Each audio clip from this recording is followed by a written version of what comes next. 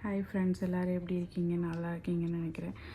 அப்புறம் இன்றைக்கி எங்கே போகிறப்ப தான் நேஷ்னல் மியூசியம் ஆஃப் கத்தார் இருக்குதாங்க. இதுக்கு எப்படி போகலாம்னா, QID வச்சுருக்கவங்க வந்து ஆன்லைனில் புக் பண்ணிவிட்டு ஃப்ரீயாக போய்க்கலாம். QID இல்லாதவங்க வந்து 50 ரியால் பே பண்ணி போகணும். அப்படி ஆன்லைனில் புக் பண்ண முடியலன்னா அங்கே நேரில் போய் கூட நம்ம அவங்க கேட்குற டாக்குமெண்ட்டை கொடுத்துட்டு போய் 50 ரியால் பே பண்ணிட்டு போய்க்கலாம். அப்புறம் அப்படியே நாங்கள் உள்ளே போய் கீழே போய் QID காமிச்சிட்டு அப்புறம் மேலே போக ஆரம்பிச்சிட்டோம். போய் பார்த்தா அவ்வளோ அழகாக வச்சுருந்தாங்க. ஆனால் மியூசியமில் சவுண்ட் எஃபெக்டோடு இருக்குன்றது இங்கே தாங்க தெரியும். அந்த டிஸ்பிளே வந்து இருக்கிறோம். நான் ஸ்க்ரீன் டிஸ்பிளே தான் ஓடுதுன்னு நினச்சிட்டு இருந்தேன். ஆனால் கடைசியில் போய் பார்த்தா தெரியுது அது செவர்லையே தான் டிஸ்பிளே போட்டுட்ருக்காங்கன்னு. அப்போ சவுண்ட் எஃபெக்ட் அப்படியே நேச்சுரலாக எப்படி இருக்குமோ அதே இதுக்கு வந்துருச்சுங்க. அப்படியே ஒரு டெசர்ட்டில் எப்படி நம்ம ஃபீல் பண்ணிவிட்டு எப்படி பிரமிச்சு போய் பார்ப்போமோ அது மாதிரி ஃபீல் பண்ண வச்சுட்டாங்க.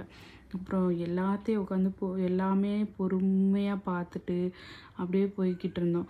ஒன்று பார்க்கும்போது அவ்வளோ யூனிக்காக இருந்துச்சுங்க. ஒரு விஷயம் சின்ன சின்ன விஷயத்தையும் கூட இவ்வளோ இது இருக்கா அப்படின்றது இப்போ தான் தெரியுது.